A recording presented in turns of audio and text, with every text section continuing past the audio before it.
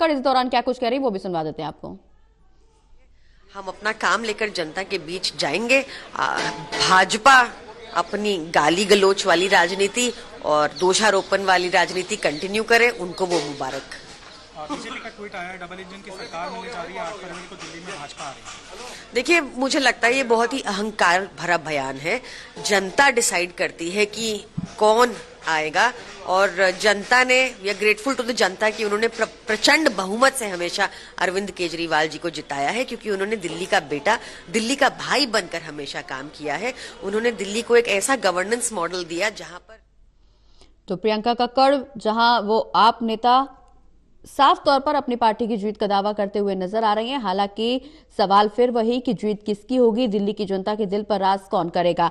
तमाम राजनीतिक दलों की तरफ से जीत के दावे जरूर किए जा रहे हैं। ज्यादा जानकारी के लिए, इस पर चर्चा आगे बढ़ाने के लिए हमारे साथ हमारे सहयोगी प्रणय जुड़े हुए हैं। प्रणय, इलेक्शन कमीशन की तरफ से चुनावी तारीखों का ऐलान हो गया है। 5 फरवरी को वोट डाले जाएंगे, 8 फरवरी को नतीजे सामने आएंगे। राजनीतिक दलों की तरफ से नेताओं की प्रतिक्रिया भी निकल करके सामने आ चुकी है। संदीप दीक्षित सीएम प्रत्याशी के तौर पर अपनी जीत का दावा कर रहे हैं, वहीं दूसरी ओर वीरेंद्र सचदेवा अपनी जीत का दावा करते हुए नजर आए। प्रियंका कक्कड़ को हम सुन रहे थे, उन्होंने साफ तौर पर कहा कि 10 सालों के कामकाज को जनता के बीच लेकर के जाएंगे। एक बार फिर से केजरीवाल के नेतृत्व में सरकार बनेगी।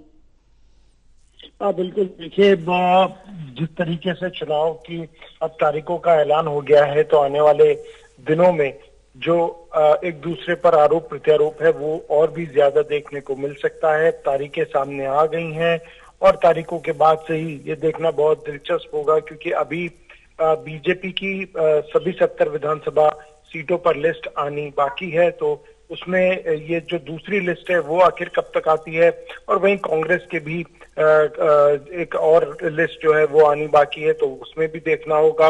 वहीं आम आदमी पार्टी पहले से ही सभी 70 विधानसभा सीटों पर अपने उम्मीदवारों को जारी कर चुकी है।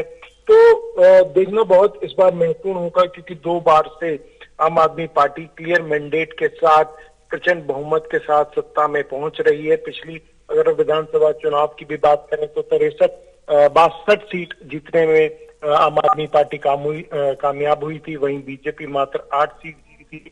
और अगर हम कांग्रेस की बात करें तो वो पिछले 2 विधानसभा चुनाव से अपना खाता भी नहीं खोल पा रही है। तो ये देखना होगा कि क्या कांग्रेस पार्टी इस बार कुछ अपनी भूमिका निभा पाती है चुनाव में या नहीं, और बीजेपी जो लगातार दावा कर रही है कि इस बार जनता बदलाव की ओर है, तो क्या वाकई में जनता इस बार बीजेपी का साथ देती हुई नजर आती है या नहीं। बिल्कुल प्रणय, हालांकि दावे और वादे सभी राजनीतिक दलों की तरफ से किए जा रहे हैं, लेकिन अगर हम जिक्र करें जो हाल ही में दिल्ली विधानसभा चुनाव के लिए voter list, final voter list सामने आई है, उसमें खास बात ये देखी गई कि महिला मतदाताओं की संख्या में इजाफा हुआ। हालांकि वोटर्स को लेकर के आरोप प्रत्यारोप राजनीतिक दलों की तरफ से जरूर देखने को मिले। पहले भी एक पक्ष का आरोप कि वोटर्स के नाम हटाए गए, दूसरे पक्ष का आरोप कि जबरदस्ती वोटर्स के नाम जुड़वाए जा रहे हैं जो वोटर्स हैं भी नहीं। बांग्लादेशी और रोहिंग्या का मुद्दा भी यहाँ पर उठाया गया। लेकिन इस पूरे मामले पर अब चुनाव आयोग की तरफ से यह स्पष्ट कर दिया गया है कि एक प्रक्रिया के तहत नाम जोड़े और हटाए जाते हैं, इसमें किसी का हस्तक्षेप मंजूर नहीं किया जाता। और चुनाव आयोग ने पूरी निष्पक्षता के साथ वोटर लिस्ट जो फाइनल सामने आई है उसका ऐलान किया है।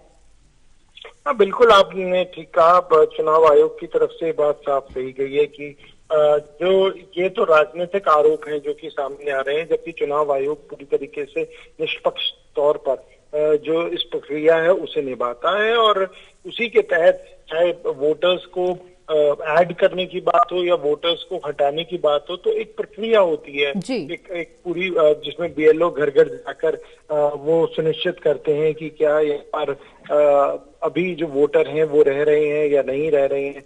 उसी के बाद ये इस लिस्ट को अपडेट किया जाता है। तो यहाँ पर उनकी तरफ से जरूर इस मामले में जो सफाई थी वो सामने दी गई है।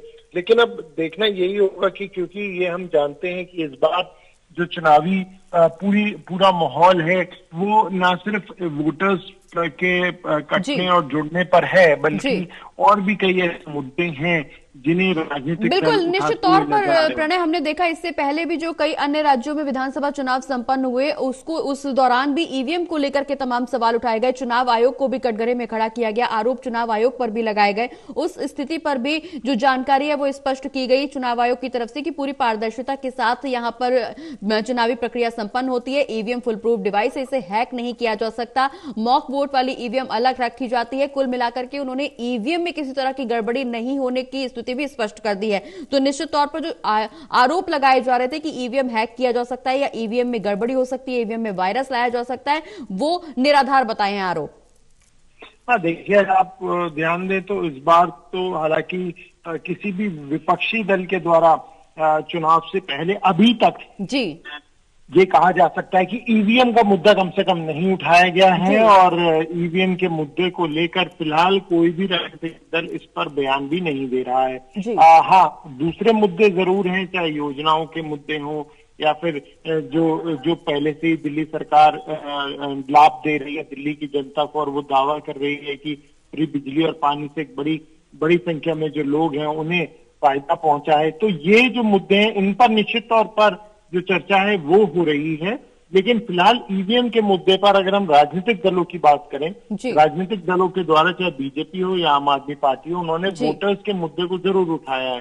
जैसे शुरुआत में आपने भी इस बात का जिक्र किया कि आम आदमी पार्टी ने भी आरोप लगाया कि बड़ी संख्या में वोटर्स को हटाया जा रहा है या कुछ सीटों पर जोड़ा जा रहा है।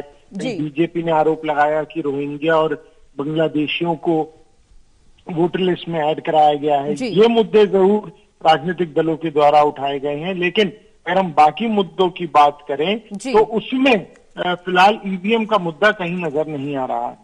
बिल्कुल प्रणय, हालांकि मुद्दे तमाम हैं जो चर्चा का विषय इस दौरान बने हुए हैं, लेकिन खास बात यह कि जिस दिन का इंतजार था दिल्ली की जनता को, राजनीतिक दलों को, उसका ऐलान हो गया है। 5 फरवरी को वोट डाले जाएंगे और 8 फरवरी को चुनावी नतीजे सामने आएंगे। हालांकि अब जो आखिरी बॉल है वो जनता के पाले में है। जनता किसके पक्ष में बैटिंग करती है, जनता दिल्ली का ताज किसे पहनाती है, ये 8 फरवरी को तस्वीर साफ हो पाएगी। बहुत बहुत शुक्रिया प्रणय, ये तमाम जानकारी हमारे दर्शकों तक पहुंचाने के लिए।